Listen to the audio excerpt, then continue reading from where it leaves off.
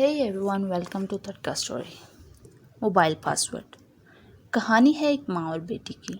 माँ स्कूल में टीचर है और मज़े की बात यह है कि उसकी बेटी जिसका नाम टीना है वो भी उसकी स्टूडेंट है और उसकी बेटी की माँ उसकी टीचर है।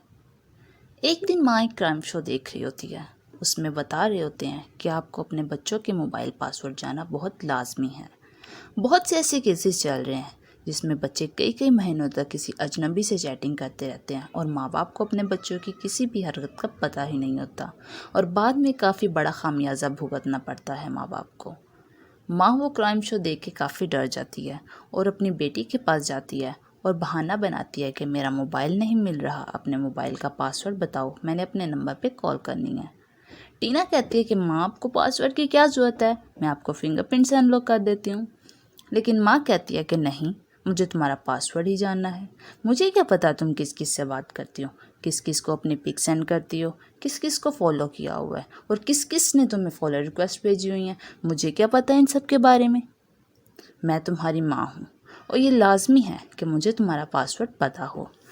टीना कहती है कि माँ, ये जो दुनिया है ना, ट्रस्ट पे चलती है।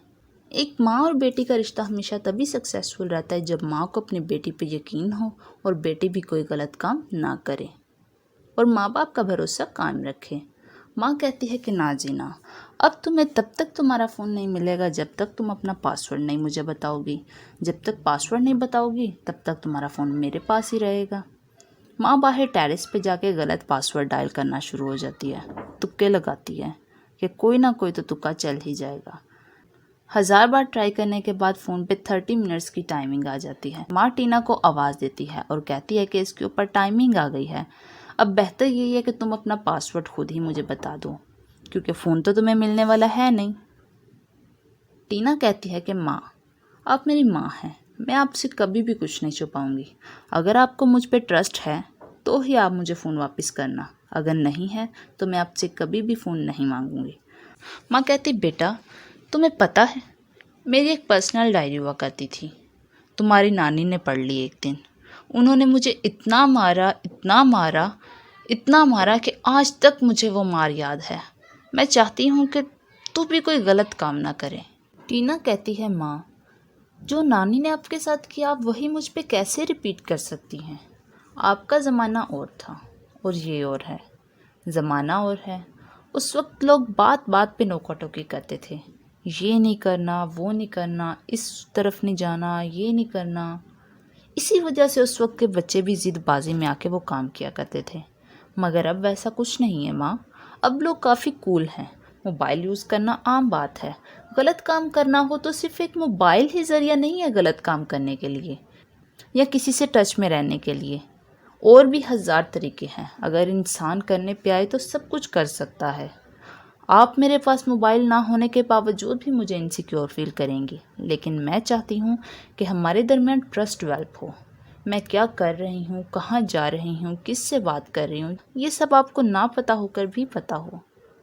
माँ टीना से कहती है कि जब मैं छोटी थी ना और मेरी माँ ने मुझे वो डायरी की वजह से मारा था, मैंने उस दिन सोचा था कि मैं अपने बच्चों के साथ ऐसा कभी नहीं करूँगी।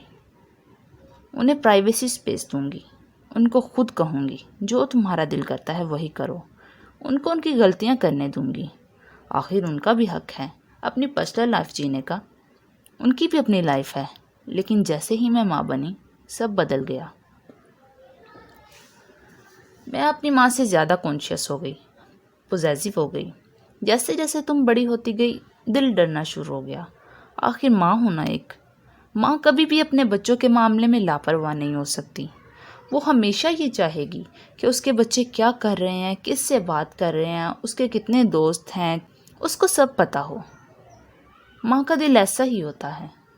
वो सारे जहाँ के लिए सख्त हो सकती है लेकिन अपने बच्चों के मामले में बेहद नरम, नाजुक और छोटे दिल वाली होगी, जो अपने बच्चे की ज़रा सी सी पर भी रो देती है।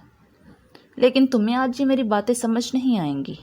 जब तुम भी एक पेरेंट बन जाओगी ना, या किसी की माँ बन जाओगी, उस वक्त समझ आएंगी तुम्हें मेरी सारी बातें कि मैं ठीक कहा करती थी। माँ उसको फ़ोन वापस कर देती है और कहती है कि तुम्हें मुझसे एक प्रॉमिस करना होगा।